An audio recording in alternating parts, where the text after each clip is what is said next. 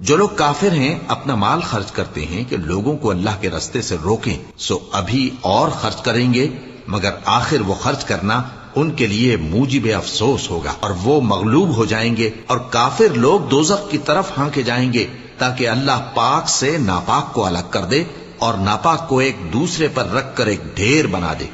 پھر اس کو دوزخ میں ڈال دے۔ یہی لوگ خسارہ پانے والے ہیں۔ اے پیغمبر، کفار سے کہہ دو کہ اگر وہ اپنے افعال سے باز آ جائیں تو جو ہو چکا وہ انہیں معاف کر دیا جائے گا، اور اگر پھر وہی حرکات کرنے لگیں گے تو اگلے لوگوں کا جو طریقہ جاری ہو چکا ہے وہی ان کے حق میں بھی بڑھتا جائے گا، اور ان لوگوں سے لڑتے رہو یہاں تک کہ فتنہ یعنی کفر کا فساد باقی نہ رہے